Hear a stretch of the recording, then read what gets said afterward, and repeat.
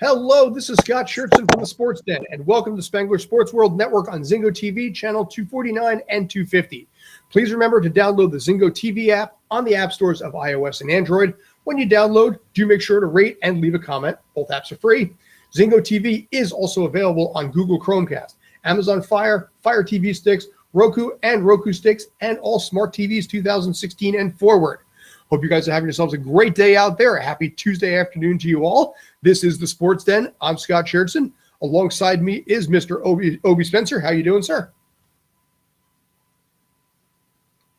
He's actually just okay.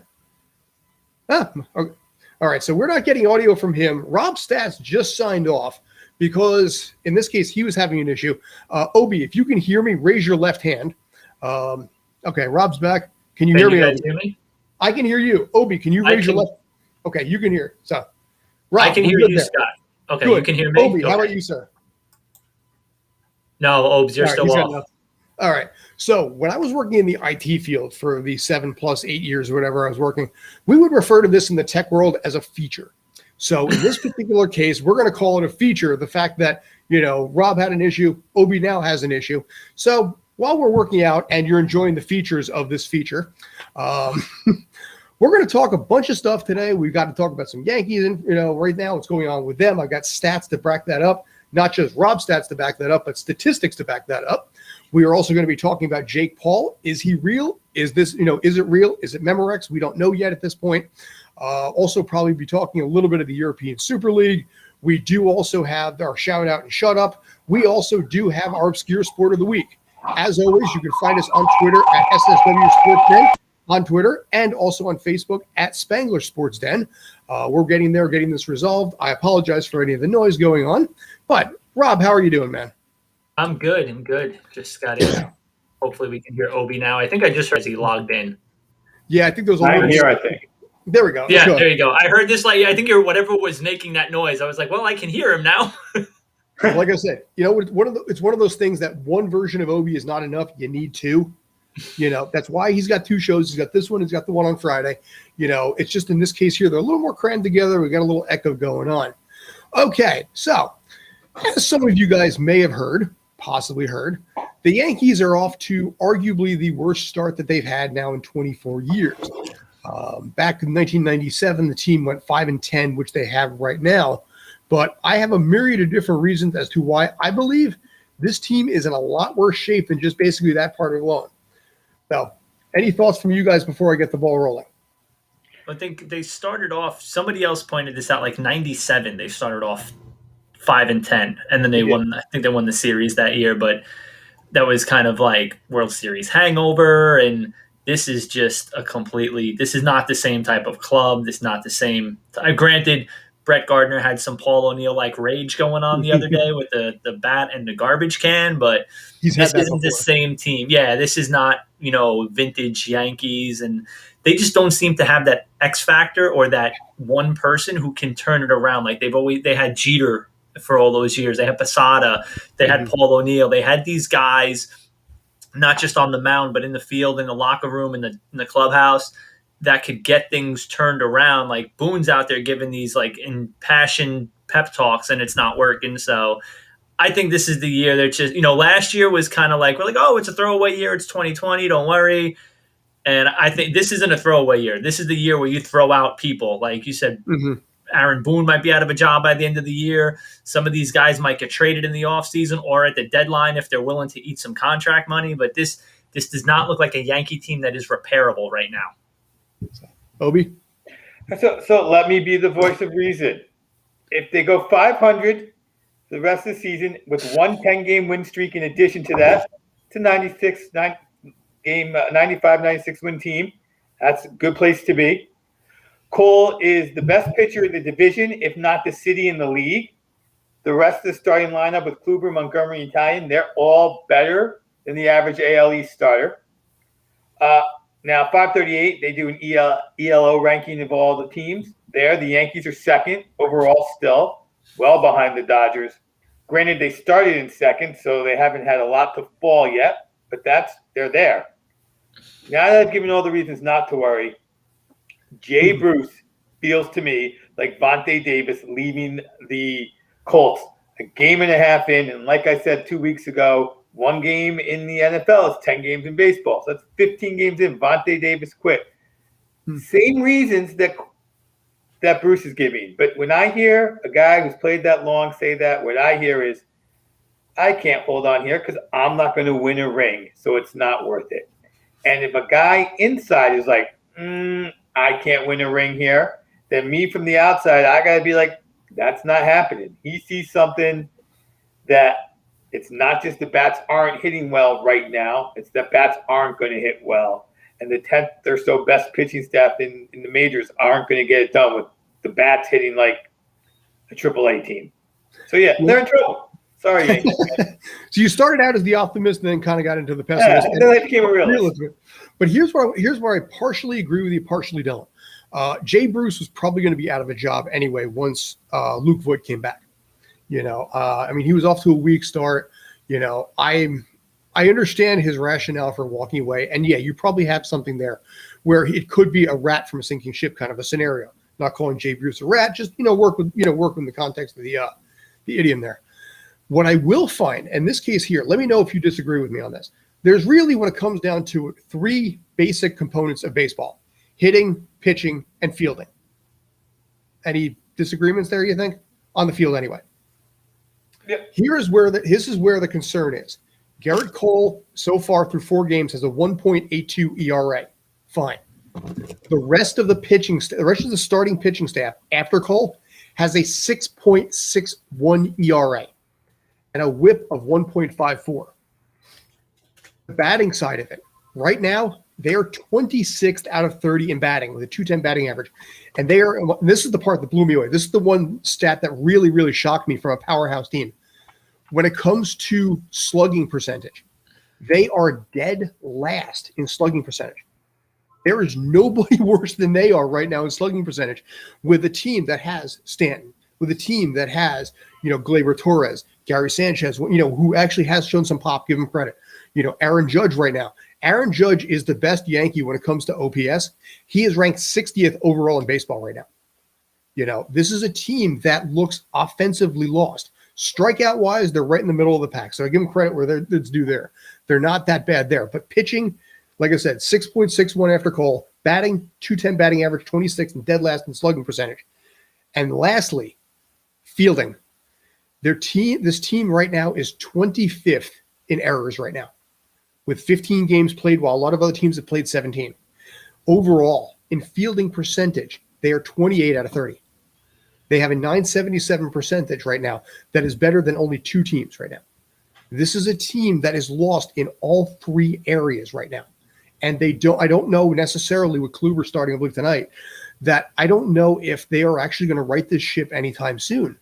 And this might be a very long season, a very disappointing season, and one where I will respect the hell out of Masahiro Tanaka for leaving when he did. Although I hate the fact, and I'm really still agitated by the fact they did not re-sign him to a deal. I think a lot of this can trickle down in this particular case. I think if he was there as a leader, on the field, in his personality, I think that could have been something that could have made this team have a little bit of a stronger leadership dynamic right now. But I don't know. I mean, maybe they can turn it around. Maybe it'll be like 1997.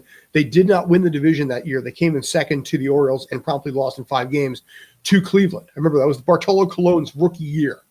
And I remember him pitching and owning the Yankees that year, which dates us all in this case specifically. But I'm not sure if this team can really turn this around. I mean, if they don't do it soon, they're done. So, yeah, it's got to be soon. Opening day, the Dodgers and the Yankees both lost because of bad fielding. And I don't remember if it's Twitter, a friend's chat, this chat. And I pointed out, so the Yankees and Dodgers field like this all season, they're in trouble. Dodgers right the ship, the Yankees not so much. So I love the fielding aspect you're bringing out there. I think as bad as the starting pitching has been, overall, the Yankees have a team 360 ERA. They're 8th in the league. Overall, 8th in the major. So, again, I don't think their pitching is as atrocious as it feels because the back end of the bullpen's getting it done. Hitting, the back end, yes. Yeah. The hitting, which was what was supposed to be great because they're the Yankees, is really lagging. I mean, they do have, they're hitting some home runs, but when you look at it, like you said, the OPS isn't there, the slugging isn't there. They're just not getting it done with the bats. Maybe a hitting coach. I don't know that you can light a fire as a manager under that situation when you can clearly see that it's not like, if it was a manager, it'd be talking about, are they hitting at opportune times? Is he making the right calls? Motivating the team isn't it. I mean, these guys just aren't hitting. So like I said, Jay Bruce and the Rat, I feel, is probably the truth. But on the other hand, like, they are not that far out. If they're 5 games below 500 after 30 games, you're not going to be as nervous. Mm-hmm. They're still playing 333 ball after 30 games. Let's get out the bagpipes and play "Oh Danny Boy." I don't know. I mean, like I said, in this particular case, right now, you don't know what this team is going to be able to bring. It's a lot of trepidation. I'm sure these guys already know what the pressure that's on them, because as they fall further and further behind the, frankly, so far very impressive Boston Red Sox. I have not been a fan of that yellow jersey that they've been sporting lately, but the Red Sox, give them credit. They are on the top of the AL East right now. There is going to be a lot of games between them, so a lot can happen there. But this is, at the end of the day, this is a lost team, and it surprises us a lot of times in this case, because the Mets are the team right now. And when is the last time you could really ever say that in this area? Aside from like maybe 2015, maybe. 1986. And that was still a good Yankee team anyway. 89, 90. Yeah. Yeah. I mean, that was one of those things that even then, if you looked at the Yankee teams, they were still pulling 80-plus wins every season. They were still, mostly, 1985 especially was a great example. 1985, the Yankees won 97 games. Under the current format, they easily would have been in the playoffs, but they weren't that year. So I think the format helps a little bit there, and it would have helped Don Mattingly. But this team right now, who knows what to expect? You lost your game with Garrett Cole. They do not know how to play Tampa. They've done okay against, some of the lower end teams so far. But this, like I said, could be a very long season. There's talk that Brian Cashman may be out of a job with this now. Obviously Aaron Boone is on the hot seat. I think it's safe to say, I threw a vote up on Twitter the other day, and I think 60-some-odd% of the people said that Aaron Boone right now, yes, is on the hot seat with this team right now. So do you think if they have a bad season, he's out? Yeah. It depends on how bad. If it's bad, yeah, he's out. Yeah, if they play 500 ball here on out, they're not, that's a bad season. But Aaron Boone may have saved his job, right? I mean, yeah. I don't know. Here's what I'm going to say. I'm going to say that I don't think so, because that would be the first year since 1992 that they would have had a losing season. They've had a winning season every single season since 93. Aaron Boone would be the guy who lost the streak. So I don't think I think it's playoffs or he's out of a job. I think it's really just that black and white simple. This is a team that more or less is in panic mode right now because they have not been to the World Series since 2009. Prior to that, they were not in the World Series until 2003. So now you're looking at one World Series trip in 17, 18 years? That's a bad sign right there. And this team, I think they're in full out panic mode. Yeah, only the Yankees will be like, yeah, we haven't been there in 17 years. We're in full. I was literally sitting here trying to wrap my head around that same thing. I'm like, I'm supposed to feel bad for them for not having won a championship meanwhile you have other franchises that haven't won it in decades. It's like, San Diego Padres would like to have a talk with you. Yeah, exactly. Yeah. Not having been there since '98 when the Yankees swept them in 4. But I don't know. The Padres, I guess there's a different mindset there because San Diego is so much more laid back and chill. I think there's more of a loved feeling there, especially with the Chargers having left.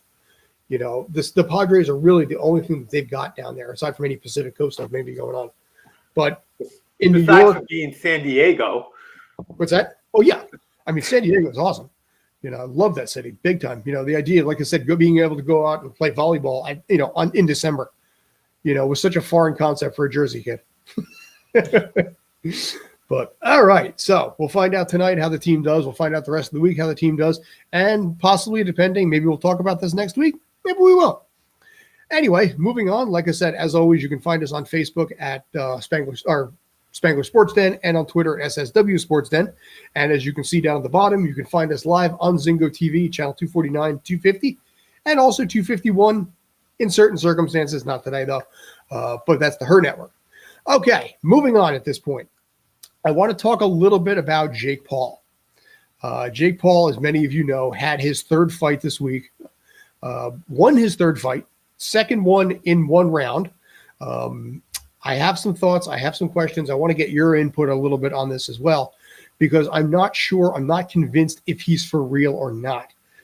Brian, if you have the video, can you pull up the video from the fight?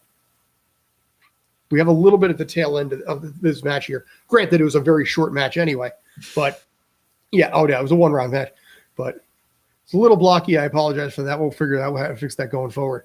But if you can see here, he's pretty much owning the entire thing, and then right about now, down goes Aspen. And it's one of those things that I think Jake Paul is coming prepared. I think he's coming at this point to show that he has the skills, he has the talent. Now, in this case, by the way, Ben Askren is trying to continue, but they're going to call it off right about now, pretty much. And there it is. And then we have a 3-0 Jake Paul right there. Jake Paul right now has been impressive so far. It's been something that where you see in this guy and you're watching what he's capable of. However, he has so far gone up against Nate Robinson, Ben Askren. You saw what he looks like. Brian, can you pull up that one image? Ben Askren, if you don't know who he was an MMA fighter who went 19-2. So he had a solid MMA record. But if we can pull up the image of what he looked like in his prime, that was him in his prime. If you saw the video, he was not prime. You know, he had kind of frankly a dad bod that admittedly is better than the dad bod I got. I'm not going to argue that one for a second. But he's got a dad bod going on that shows me that maybe he wasn't prepared for this matchup. I'm curious. If Jake Paul took on an actual fighter, an actual boxer, not MMA, an actual boxer, do you think it's plausible that he could win? So I guess, my first biggest takeaway is that maybe UFC guys shouldn't box. I mean, Mayweather carried McGregor. And I would love to see the boxers go to the octagon, but that's not what you asked me. So this is all I'm going to say. Jake Paul's 3-0, and I haven't seen him duck anyone. So until he starts ducking people, I'm going to give him the credit of a 3-0 boxer, which is a guy who's starting off. Most guys who are 3-0 only fought tomato cans in professional boxing. That's how that sport works. So if he gets a real fight at 3-0, God bless him. Good for him. Even if he gets knocked around, he gets the $15 million fight at 3-0. Great. He did his job. So when he starts ducking people, then I'll start totally doubting him. But for now, I'm going to give him the benefit of the doubt. Okay. Rob? Yeah, like exactly what Obie said. He's three. He hasn't fought anybody. He has not fought another boxer. He fought a YouTuber, a retired NBA player, and a washed-out MMA fighter. And like you made a great point, like asking, he's not even in shape. People were questioning if he really got knocked out or whatever because he was back after the fight. He was walking around laughing. That whole card was a disaster. Like, did you guys see the one undercard fight? The guy took the punch basically went around his back, and he was acting like he got hit in the groin, and he was down and wouldn't get up, and it was such a joke. And like Paul's he's got the title belt on, and he's crying. It's like, dude, you're a clown. You're an entertainer. You're an actor. It's a performance. Don't get me wrong. The guy's putting the work in. He's in good shape. Like you see him, he's in shape. He trains, but he's not fighting anybody. Like he wants his dream fight. He wants Conor McGregor because a couple of years ago he saw Conor fight Floyd Mayweather, and he realizes it was a cash grab. And if he can get these, and like Obie said, you really want to fight these guys. Like you want to fight Ben Askren, fight him in the ring, but then have a 2-fight deal where okay, we're gonna box.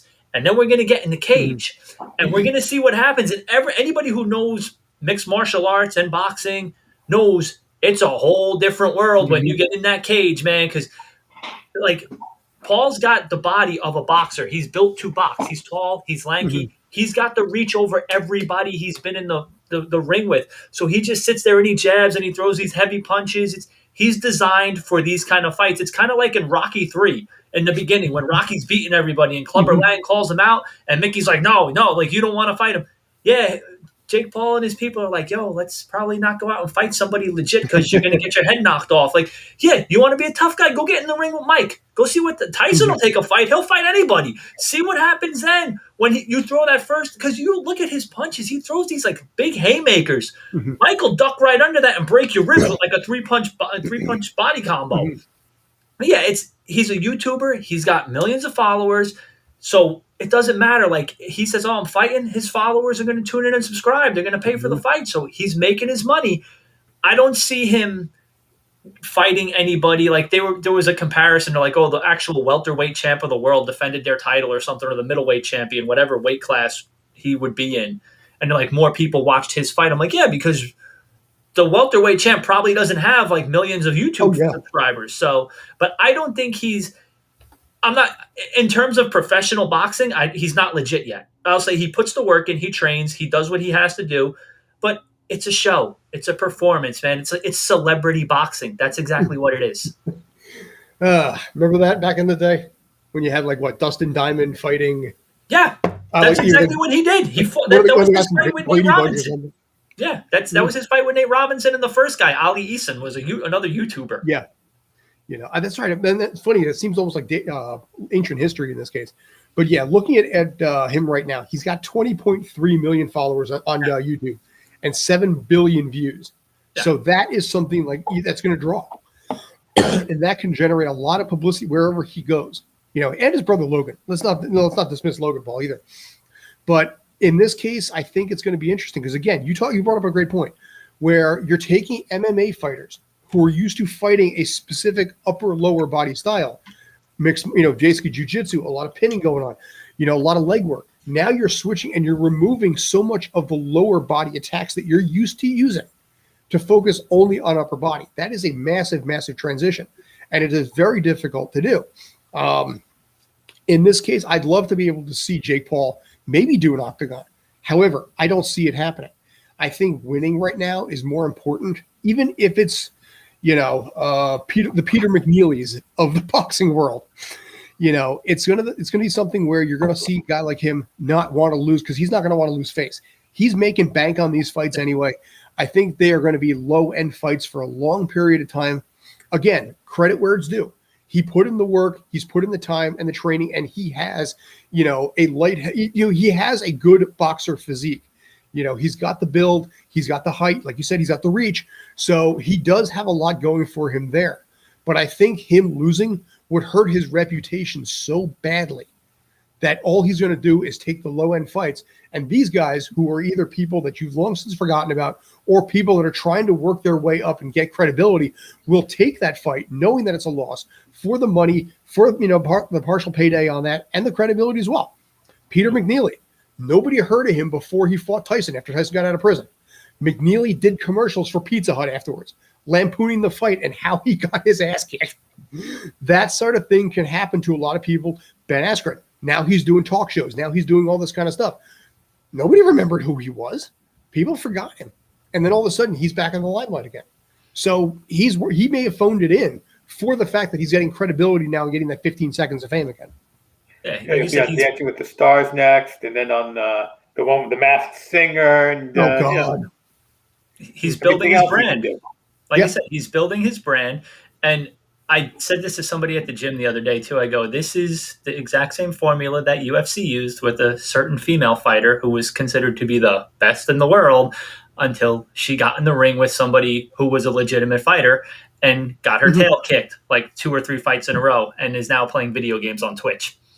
So, yeah, but he's going to build his brand. Like you said, he's just going to keep taking low-end fights. He's got 20 million subscribers, dude. That's like prime time dream ratings right there if everybody tuned in. So he's going to get millions of viewers and probably over 10 million viewers for every single one of his fights. So he's just going to keep making the money, and he'll slowly like increase it just enough. He'll put in the maximum amount of minimal effort to just increase the fights enough to keep them entertaining. And then maybe when the time comes, he keeps saying he wants Conor. He wants Conor in a boxing match. If I'm Conor, I'm like, yo, I'll get in the ring with you, but you're getting in the cage with me. It's a 2-fight contract. And if you back out of the cage, you're paying me all the money from both fights. Like, I'm taking the purse for everything. That would be my contract if I was Conor to get to fight Paul. Be like, okay, we'll do a 2-fight contract and you can't back out of the cage. If you back out, you owe me all the money that you would have made. All right, so let's play hypothetical. I have my own feelings on this.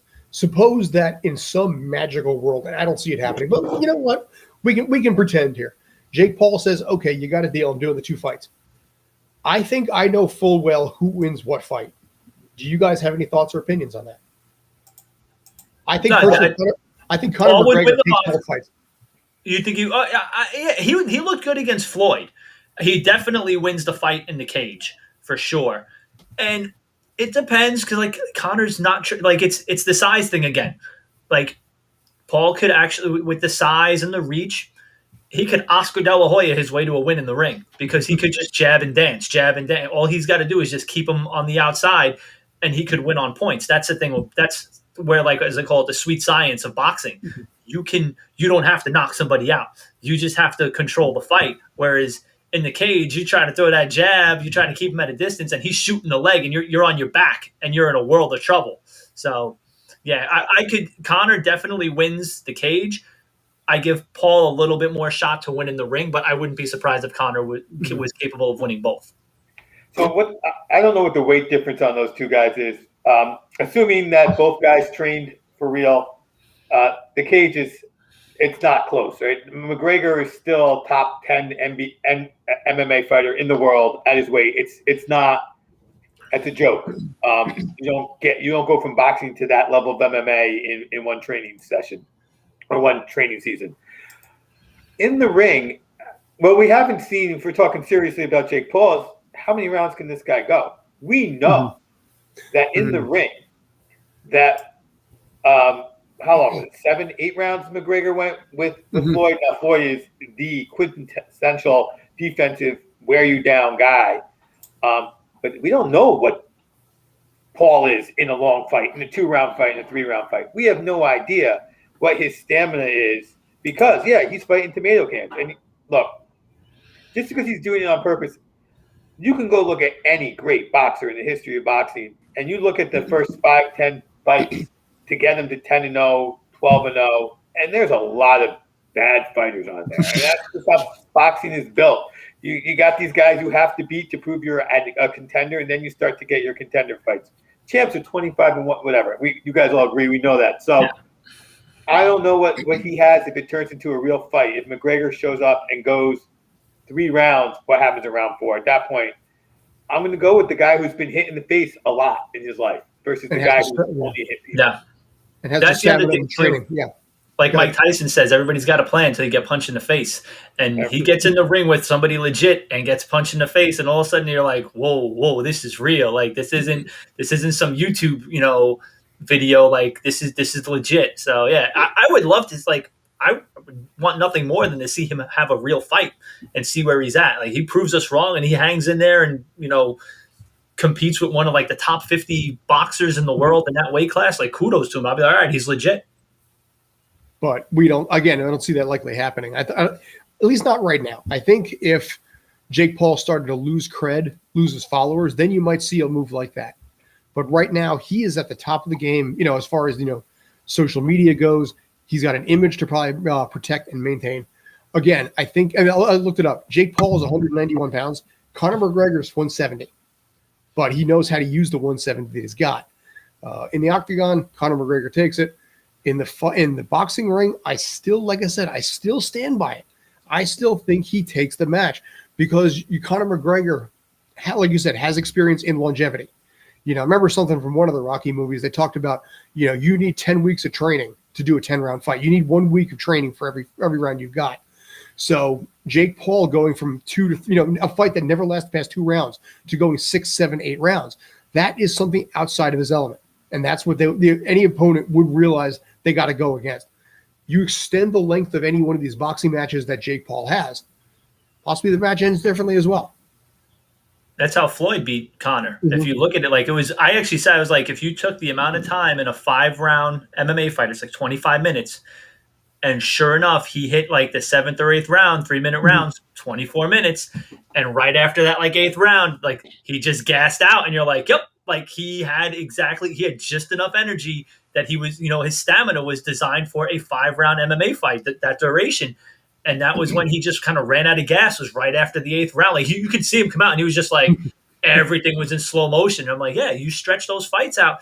I used to grapple and roll with one of my buddies who was an MMA fighter at the gym. And it's a different world, man. Like you're down, especially when you're on the floor, like you're burning calories. You don't even really, you got another body on you. I hate jiu-jitsu. I hate it. When you're boxing too, like you're moving, you're light. Like you see these heavyweights, they don't move as much, but you see these lighter guys and they're moving around. Like all of a sudden your legs get tired after like 3 or 4 rounds because you're chasing them around the ring. And like you stretch this fight out with Jake Paul, and all of a sudden he doesn't have the gas. He doesn't have as much in the tank, and he becomes an easy target to hit.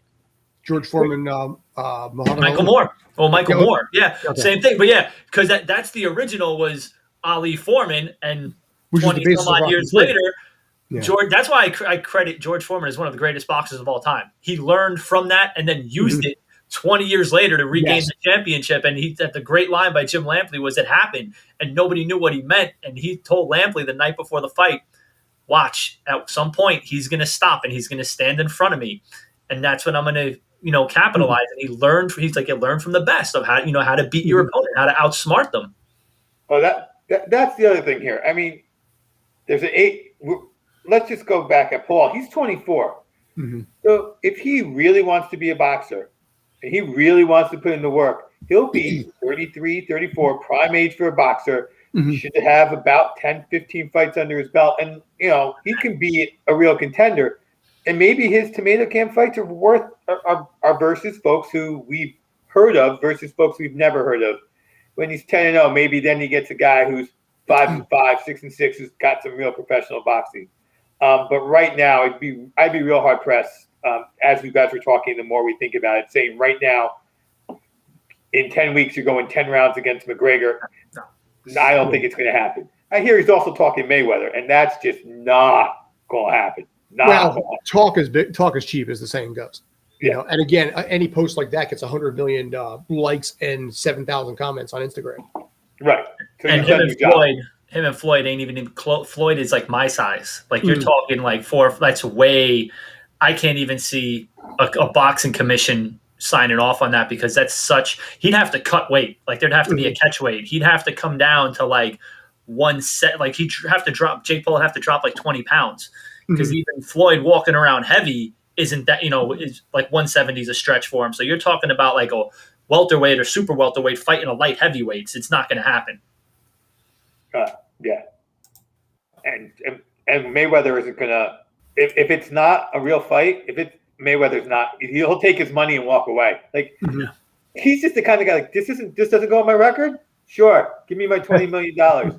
Oh, yes. This is the guy who beat me. Was it a real fight? No, it was an exhibition. That don't count. Exactly. Like Rocky VI. Yeah. So, okay. All right. So we got about 20 minutes left at this point. As always, you can find us on Facebook at Spanglish Sports Den, and also on Twitter at SSW Sports Den.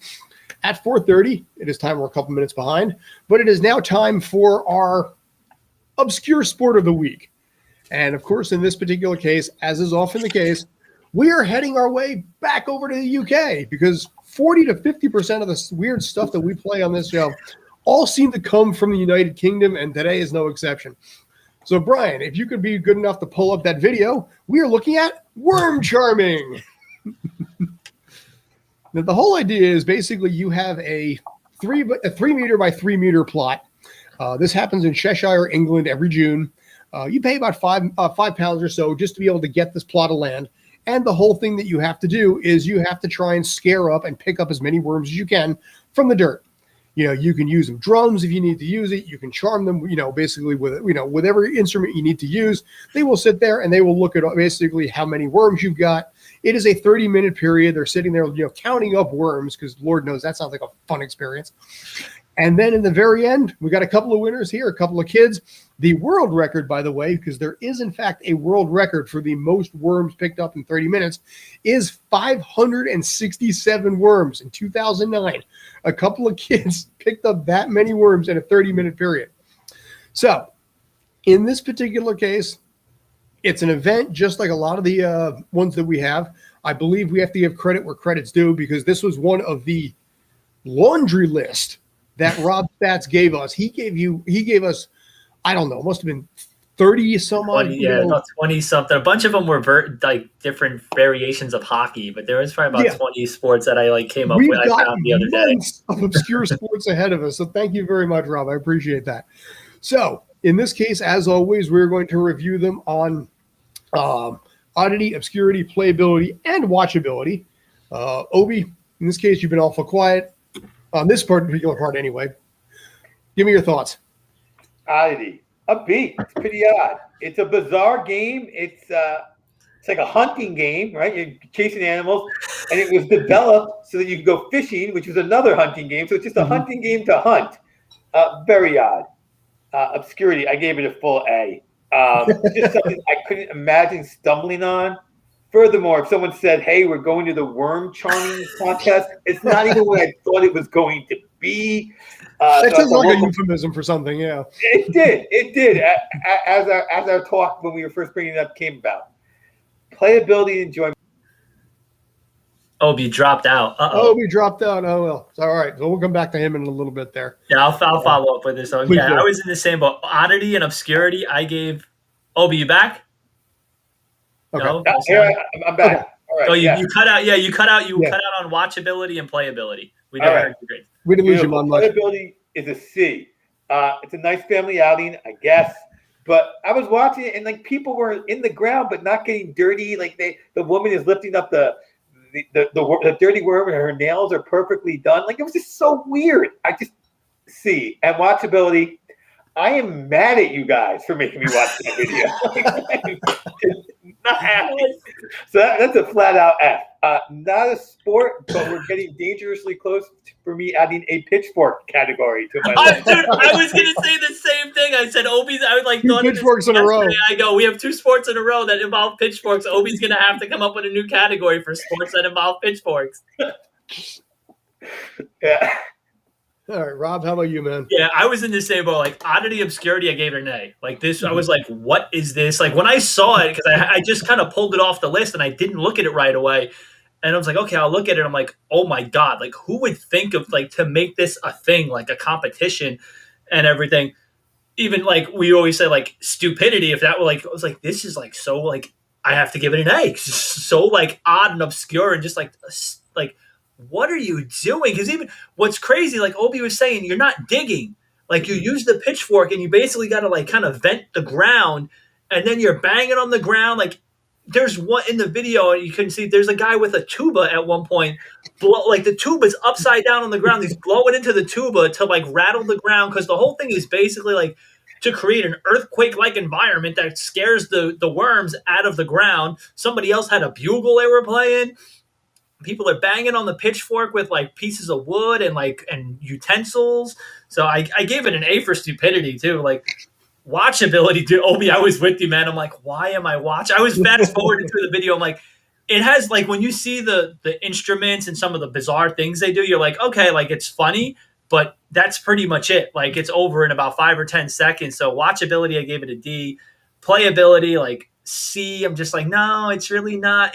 This is kind of a survival thing. I don't think it's a sport. It's more a survival technique for people who are, back in the day, scavengers or live off the land, or you're hunters and you live, by fishing and stuff. So it was one of the articles I read. It actually referenced birds immediately. It's yeah, this is how birds use a similar technique of tapping on the ground. They'll fly down and they'll peck the ground to try and scare the worms up, and then that's how they eat. So yeah, but enjoyability, gave it a D too. Very, very low scoring, pretty much, aside from the oddity and obscurity. Everything else was a thumbs down for me. But I was glad we covered it. These are the kind of sports that we need. I was like, we need to cover these things that are just so bizarre.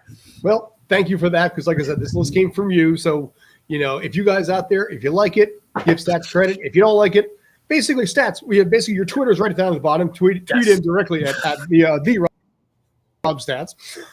For me, similar to you guys, oddity, obscurity, I did give it an A. Because again, it's one of those things that I'm looking through this. Usually when it comes down to it, most of the time, I'm the one that comes up with the obscure sport. I go through the list, I'll search online, I'll try and find some weird videos and everything. And I'm just looking at this and I'm thinking to myself, is this too dumb? I'm just like, I'm going to find video on this. Is this something that's really something that people are going to be interested in? And you know what? They're probably not interested in the sport. Possibly more our actual response to this and how this whole thing was.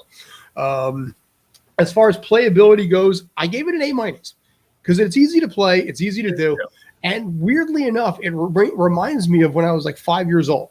Because when you're 5, things make kid sense. And for me and the big wheel that I had, for whatever reason, my big wheel, in order to have fuel, required live worms. And it was just how I rolled, where I would find live worms and put them into my big wheel, and that's how the big wheel would go. Now, no way. I'm so not that person anymore. But for me, it kind of brought back these weird childhood memories of like, God help me for saying this, the late 70s, early 80s, when it was like, when playing with worms, I guess, was kind of a normal thing. And I appreciated that. But watchability, yeah, I gave that thing, a D minus. I won't give it an F. I won't give it an F because I did at least, have some curiosity at the oddities of what people were willing to do with it. But I mean, really, this is called fun. So yeah, for me, what did I say? Basically 2 A's, an A- and a D double minus, I guess we'll call it. I don't know what we're going to do next week. I'll figure it out. I got finished baseball. I got a couple things of my own. I got things of my own that's not even on your list that I found, because YouTube suddenly starts sending you suggestions after a while, especially when you start researching videos before you guys see it. The amount of stuff that shows up on the right side as suggested videos. I've got my own list. But yeah, honestly, one of the dumber things I think we've ever covered on this show. Okay, moving on at this point. We got about 10 minutes left. 2 topics if we can get to it. First, I do want to start out with the weekly shout out and shut up. In this case, Obie, Rob, whichever one of you guys want to go first, please be my guest on that. I've got my own because I need to rant a little bit when it comes to this one. I'll let Obie go first. All right. So my shout out is to Dan Nolte. Okay. He's a pitcher for the Yankees in 1999, kind of a journeyman. He was on a podcast recently and expressed how he was having suicidal thoughts after winning the 1999 World Series, and just a shout out for him to sharing that, because I'm sure it's going to help somebody who did not just win a World Series to know that depression is a real thing and anybody can have it. Shut up to the meme generators who did the they did the meme from the MCU where Thanos is was it worth it meme, and it says the Knicks are back, and Gamora says, what did it cost? And it says, the Yankees. And was it worth it? If this is what the Knicks being back is, no, even as not a Met fan, as a Yankee fan, it wasn't worth it, because this ain't back. This is just a barely 500 team. So shut up. The Knicks aren't back. Or if they are, nothing's really worth it. Let me just say one thing in regard to the depression part of it. I found out about this yesterday. Scientists at Indiana University have diagnosed 26 different unique markers that are indicative of people with depression and bipolar disorder from blood tests. So they do have the theory and the belief that they're going to be able to actually precisely be able to work with patients based on their individual genetic makeup to help out depression, bipolar disorder, and so forth. Since you happen to mention this, I figured I'd mention that part of it, because I think that's a really big deal there, especially when it comes to mental health. So hope there. Rob, how about you? My shout out, I'll follow up on to start off with what Obie said. I shout out the Knicks. The beginning of the season, my buddy Orlando was like posted on social media. It's like, what's the over under being 30? It's like, what do you think? And I took the over, and they have 31 wins. Like, they're not contenders, but they're winning again. So shout out to the Knicks, to Tibbs, to Julius Randle, Derrick Rose, all those JR. They're turning it around. So shout out to them. A lot of people didn't expect them to win more than 30 games this year, and they're already over the hump there. So that's my shout out. My shut up for this week. You guys know we talked about this last week, to a certain former Mets catcher, Paul Dumbass LaDuca, who just lost a $500,000? $500,000. $500,000 lawsuit that was brought on him by former MLB umpire Jerry West, because LaDuca claimed that West used to give them favorable calls when Billy Wagner was pitching because Wagner would let him borrow his classic cars. And he tells this whole story about how Wagner comes into the game and they meet at the mound and he's like, set up inside. He's like, dude, Jerry hates me. He never gives us a call. He goes, just set up inside. He's like, he claims he threw 9 pitches. All 3 guys got punched out. And after the game, he goes, what was that? And he's like, Wagner just winked at him. And then later on, he's like, yeah, Jerry's a huge classic car fan. So whenever he comes in, I let him borrow like my 57 Chevy. And he opens up the strike zone a little bit for me. West sued him for defamation because he said it hurt his chances of getting into the Hall of Fame. And then the research shows, because LaDuca claimed this happened against the Phillies in like whatever year. They went through all the games that the Mets and the Phillies played. West was never behind the plate when Wagner pitched. So it was like he loses this lawsuit, costs him $500,000, $500,000. Like, dude's not even in the league anymore, with interest too. So it wasn't just like a flat $500,000; it was with interest. Like, this dude's like, can the Mets just have a week where like they don't embarrass themselves in some way, shape, or form? Like, come on, man! Like, the team's finally doing well, and now you got off the field problems with former players. Like, it's like they can't win. It's like and managers, trippers, like they shoot themselves in the foot. So that's my shut up for the week is Paul LaDuca. Just stop talking, go away, be gone. Which I like Paul LaDuca because he had big shoes to fill because he took over for Mike Piazza. And the 3 years that he was there, he did a really serviceable job despite a very challenging circumstance. So, yeah, you did mention that. And, props to Joe West for winning that one. For me, my shout out goes to Mr. Gary Sheffield. Someone I have been a longtime fan of, someone I've always liked ever since he actually waved at me from inside the players' parking lot. Because back in 2004, I was dating a girl whose roommate used to babysit the players for the Yankees, like in this underground, playpen kind of a setup, which was fun because I got to play, dinosaurs with like Ruben Sierra's kid and John Lieber's kid. That was pretty cool. But he came out recently and he just admitted he does not watch baseball anymore. He's basically, I'm playing the exact quote here.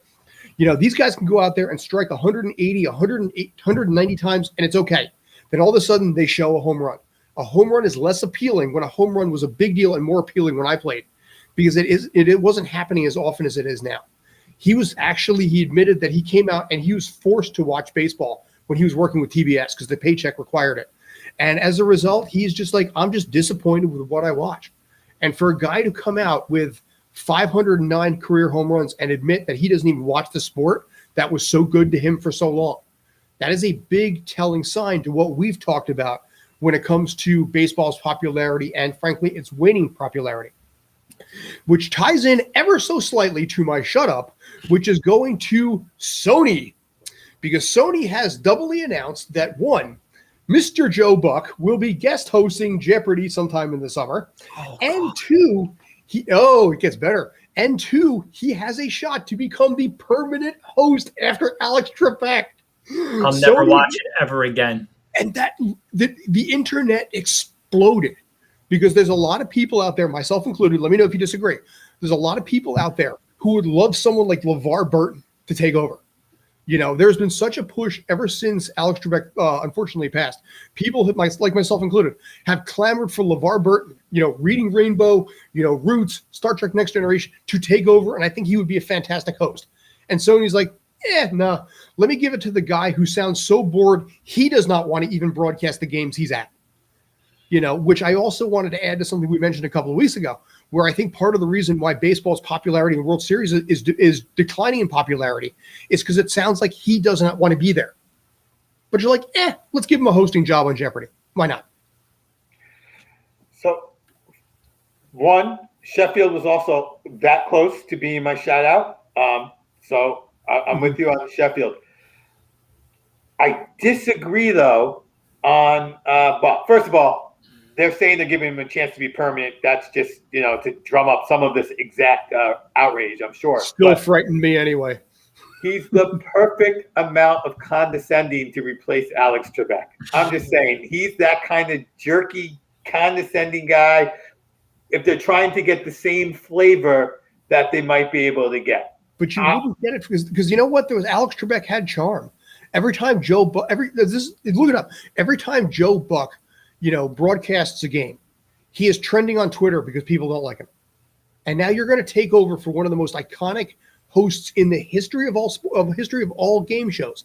Basically him and Bob Barker, I think arguably are 1 and 2. Pat Sajak number 3. This is my take. And you're going to replace him with someone that, frankly, a lot of people just find really, really dull. And you want to give him a shot, fine. He might do okay. He might actually be well suited for it. I don't know. But by the same token, there's too much pre-existing 25-year broadcasting baggage to make him somebody that I would probably really want to listen to when it comes to Jeopardy. Yeah, I can't stand him on sports, so I couldn't see him. Like, there's other people that would be better for Jeopardy, I think, anyway. And the only positive I could think of is that Artie Lang could finally get back to work because they could remember how we had the Sean Connery, Alex Trebek skits on SNL. Mm-hmm. Yes. If anybody remembers the extremely short-lived Joe Buck show on HBO, yes. Artie Lang absolutely he basically ended that show on one episode. You could just bring Artie Lang back and have him heckle whoever plays Joe Buck is like the host of Jeopardy. So yeah, people just don't like him. He's bland, he's boring, he's whatever, man. It's not the thing. I would rather see, like I said, LeVar Burton. I'd rather see like Anderson Cooper's doing it right now. Mm-hmm. So many other people, Ken Jennings or James Hoffen, however you pronounce his name, the other guy, Big Game James or whatever. But yeah, shout out to Sheffield. Did it for a week or two. Yeah, Aaron Rodgers wasn't bad. But also, I like your shout out to Sheffield. I love Gary Sheffield because people forget Sheffield was also involved in the Balco scandal and was like the only person who just straight up was like, dude, they told me it wasn't on the banned substance list, so I took it. And it was like completely like got off scot-free. Like everybody just left him alone. And meanwhile, everyone's else like, I didn't take it. He's like, no, yeah, he gave it to me. Sorry, I didn't know. They told me it wasn't. Like he just came out eventually. Yeah, but Sheffield is a great example of like just tell the truth the first time. Like nobody got on his case about it. So yeah, I love Gary Sheffield. Huge fan of him for years. Proudly wore number 11 when he was with the Yankees because he was Dwight Gooden's nephew. Lived across the street from Chris Rock in Alpine, by the way. I don't know if you ever knew that. So actually, literally, they were neighbors for the time he was there. All right. Unfortunately, we got 2 minutes left, so we are not going to be able to get into Super League like I would have hoped. But I don't think that's going to be a thing. So it might be good that we didn't cover it because Chelsea already backed out today. I don't think it's going to be a thing. Like we could take 2 minutes to talk about because I think teams are going to realize you don't want to be in a 5-team Super League because some of these teams aren't that good on a regular basis. Like if you have a fall off for 2 years, you're going to be stuck at the bottom for a while. And the fans don't want it. So, like I said, we'll save it for next week because it might not even be a talking point by next week. James Corden went off on it big time last night. Yeah. But we can discuss it more possibly on Saturday because we now have press passes to NYCFC at Yankee Stadium. I know you've banned the Yankees in this case, but if you're willing to actually suck it up to get press box seats at Yankee Stadium, at least we'll be there to cover the NYCFC. So, Rob, you have the tickets as well. Obie, they're working on some stuff for you down South Jersey. So excited for that. We'll talk about that a little bit more probably next week, I think, as well. Find us one more time on Facebook at Spanglish Sports Den and on Twitter at SSW Sports Den. Obie, any final thoughts if you got them? Of course. Me, my Scotch, and I this weekend, Friday, 10 p.m. We have Ed Phillips coming back for our first return guest. We're looking to get Rob Stats to come on and talk wrestling with us. Hopefully I can get that arranged. Sounds good. And as always, looking for a bottle of Great Odin's Raven, the Ron Burgundy Scotch, so we can try that out with Will Ferrell. All right, so we'll get Will on there at some point, and he does play the character on various things. That'd be really awesome. Anyway, we got to go. Thank you for tuning in. You guys are awesome. Drop us a question if you got it. Have a great night. Make it a great tomorrow. Be good.